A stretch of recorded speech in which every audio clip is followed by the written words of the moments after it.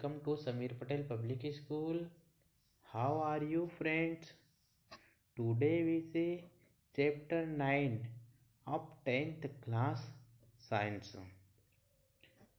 अनुवांशिक एवं जैव विकास. Watch the video from start to end. If you like the video, then please like and share. आइए हम chapter 9 अनुवांशिक एवं जैव विकास का सॉल्यूशन कर लेते हैं. ठीक है, इसमें हम सेकंड नंबर वाला प्रश्न देखते हैं. समजात अंगों का उदाहरण है. ठीक है, हमें इनमें से चूज करके बताना है कि समजात अंगों का उदाहरण कौन सा है. ए नंबर पे दिया गया है हमारा हाथ तथा कुत्ते अग्रपात. ये तो है ही. हमारे दांत तथा हाथी के दांत, ये भी राइट है. आलू एवं घास के ऊपरी भूस्तारी, ठीक, ये भी है. तो डी नंबर पे देखते हैं उपरोक्त सभी. ठीक, इसका राइट आंसर आ जाएगा उपरोक्त सभी. ठीक है, नेक्स्ट क्वेश्चन देखते हैं. Question number 3. विकासीय दृष्टिकोण से हमारी किस से अधिक समानता है. ठीक है, विकासीय दृष्टिकोण से हमारी किस से अधिक समानता है. ऑप्शन देख लेते हैं. चीन के विद्यार्थी, चिंपैंजी, मकड़ी, जीवाणु. इसमें से राइट आंसर आ जाएगा चीन के विद्यार्थी. ठीक है, नेक्स्ट क्वेश्चन देखते हैं. Question number 4. एक अध्ययन से प्याज चलन के रंग की आंखों वाले बच्चों के जनक. एक अध्ययन से प्याज चलन के रंग की आंखों वाले बच्चों के जनक माता पिता की आंखें भी हल्की रंग की होती हैं. ठीक है, माता पिता की आंखें भी हल्के रंग की होती हैं. इसके आधार पर क्या हम कह सकते हैं, इसके आधार पर क्या हम कह सकते हैं कि आंखें के हल्के रंग का लक्षण प्रभावी है अथवा अप्रभावी है. हम इसके आधार पर क्या कह सकते हैं कि आंखों के हल्के रंग का लक्षण प्रभावी है अथवा अप्रभावी है. अपने उत्तर की व्याख्या कीजिए. ठीक है, इसका आंसर आ जाएगा इस आधार पर यह कहा जा सकता है. ठीक, इस आधार पर यह कहा जा सकता है कि आंख के हल्के रंग का लक्षण प्रभावी है. ठीक है, अगर आंखों में हल्के रंग का लक्षण है तो प्रभावी है, क्योंकि माता पिता की आंखें भी हल्के रंग की है. ठीक है, क्योंकि माता पिता की आंखें भी हल्के रंग की है, अतः हम प्रभावी लक्षण हल्के रंग के कहेंगे. हालांकि गहरे रंग का लक्षण अप्रभावी है. ठीक है, हालांकि गहरे रंग का लक्षण अप्रभावी है. ठीक है, नेक्स्ट क्वेश्चन देखते हैं. Question number 5. जैव विकास तथा वर्गीकरण का अध्ययन क्षेत्र किस प्रकार परस्पर संबंधित है. क्वेश्चन नंबर 5 को ठीक से समझेगा.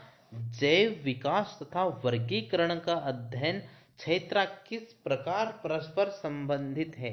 इसका आंसर आएगा मानव के पूर्वज एक ही थे. ठीक है, मानव के पूर्वज एक ही थे. धीरे धीरे जीवों का विकास हुआ तथा इसी विकास के कारण जीव सरलता से जटिलता की ओर अग्रसर हुए. ठीक है, इसी कारण से जीव सरलता से जटिलता की ओर अग्रसर हुए तथा विभिन्न श्रेणियों में वर्गीकृत हुए. ठीक है, तथा विभिन्न श्रेणियों में वे वर्गीकृत हुए. इस प्रकार जैव विकास ही वर्गीकरण की सीढ़ी है. ठीक है, इसी प्रकार जैव विकास ही वर्गीकरण की सीढ़ियां हैं. नेक्स्ट क्वेश्चन देखते हैं. समजात तथा समरूप अंगों का उदाहरण देकर समझाइए. हमें यहाँ पर समजात तथा समरूप अंगों का उदाहरण देकर समझाना है. ठीक है, इसका आंसर आ जाएगा वे अंग जो आधारभूत संरचना में एक समान है. ध्यान से समझिएगा इसको कि वे अंग जो आधारभूत संरचना में एक समान है परंतु भिन्न भिन्न कार्य करते हैं. ठीक है, परंतु डिफरेंट वर्क करते हैं, समजात अंग कहलाते हैं. इसे क्या कहते हैं, समजात अंग. एक बार फिर से देख लीजिए. वे अंग जो आधारभूत संरचना में एक समान है परंतु भिन्न भिन्न कार्य करते हैं, इसे समजात अंग कहलाते हैं. उदाहरण के लिए आ जाएगा पक्षी, जल, स्थलचर अन्य के चर पैर होते हैं। ठीक है, अन्य के 4 पैर होते हैं परंतु सबके कार्य भिन्न है। पैर तो 4 ही होते हैं लेकिन कार्य इनके कैसे हैं, भिन्न है। ठीक है, इसके ठीक विपरीत हैं वे अंग जिनकी आधारभूत संरचना एक समान नहीं होती है। ठीक है, जिनकी आधारभूत संरचना एक समान नहीं होती है परंतु परंतु भिन्न भिन्न जीवों में एक ही समान कार्य करते हैं, समरूप अंग कहलाते हैं। इसे कहते हैं समरूप अंग। उदाहरण के लिए आ जाएगा चमगादड़ व पक्षी के पंख। चमगादड़ के पंख दीर्घित अंगुली के बीच का त्वचा के फैलने से, परंतु पक्षी पूरी अग्रबाहु की त्वचा के फैलने से बनती है। ठीक है, नेक्स्ट क्वेश्चन देखते हैं। कुत्ते की खाल का प्रभावी रंग ज्ञात करने के उद्देश्य से एक प्रोजेक्ट बनाइए। ठीक है, क्वेश्चन नंबर 7 में दिया गया है कुत्ते की खाल का प्रभावी रंग ज्ञात करने के उद्देश्य से एक प्रोजेक्ट बनाइए। इसका आंसर आ जाएगा इस उद्देश्य को पूरा करने के लिए हमें एक काले रंग का कुत्ता व एक सफेद रंग की कुतिया लेनी होगी। ठीक है, हमें क्या करना पड़ेगा, इस उद्देश्य को पूरा करने के लिए हमें एक काले रंग का कुत्ता व एक सफेद रंग की कुतिया लेनी होगी। यदि दोनों के मध्य संकरण करने की पश्चात सभी संतानें काले रंग की उत्पन्न होती हैं। ठीक है, इसको ध्यान से समझेगा। यदि दोनों के मध्य संकरण करने के पश्चात सभी संतानें जो उनकी संतान होगी वो काले रंग की उत्पन्न होती है तो हम कह सकते हैं कि काला रंग प्रभावी है। तो हम कह सकते हैं कि काला रंग प्रभावी है तथा सफेद रंग अप्रभावी है। ठीक है, तो हम कह सकते हैं कि काला रंग प्रभावी है तथा सफेद रंग अप्रभावी है। ठीक है, नेक्स्ट क्वेश्चन देखते हैं। क्वेश्चन नंबर 8, विकासीय संबंध स्थापित करने में जीवाश्म का क्या महत्व है। विकासीय संबंध स्थापित करने में जीवाश्म का क्या महत्व है। इसका आंसर आ जाएगा जीवाश्म उन जीवों के अवशेष हैं।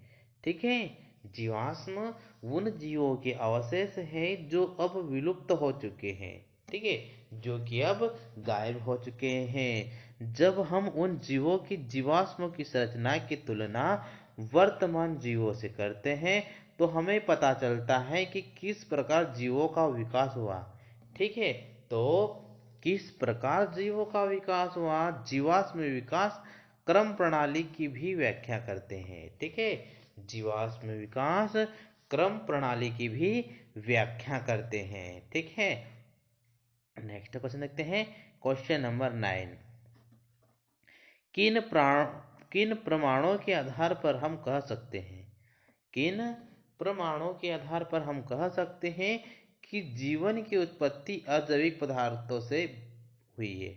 ठीक है, किन प्रमाणों के आधार पर हम कह सकते हैं कि जीवन की उत्पत्ति अजैविक पदार्थों से हुई है।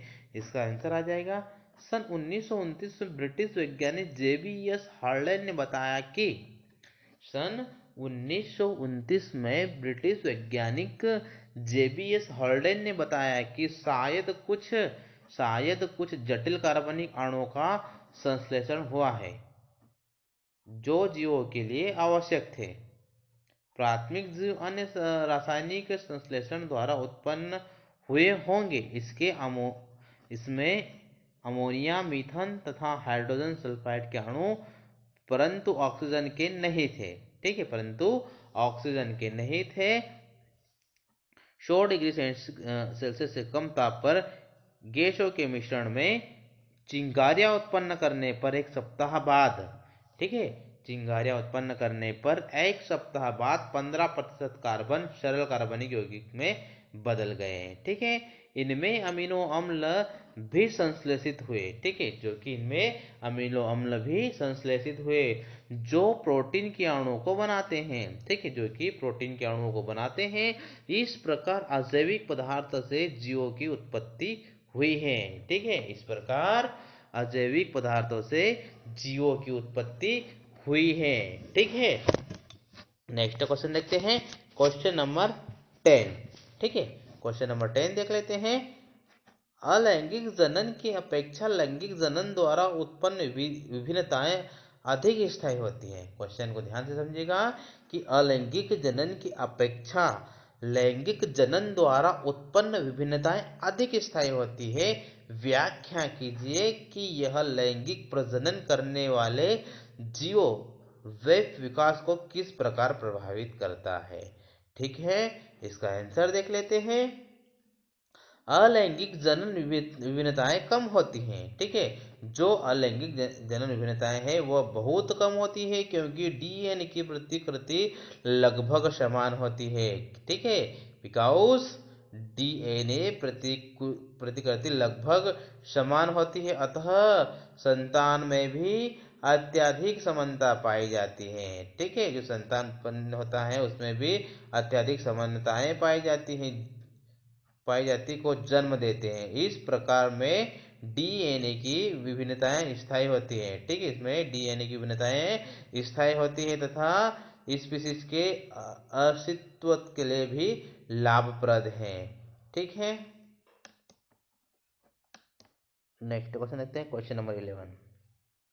संतति में नर एवं मादा जनकों द्वारा आनुवंशिक योगदान में बराबर की भागीदारी किस प्रकार सुनिश्चित की जाती है।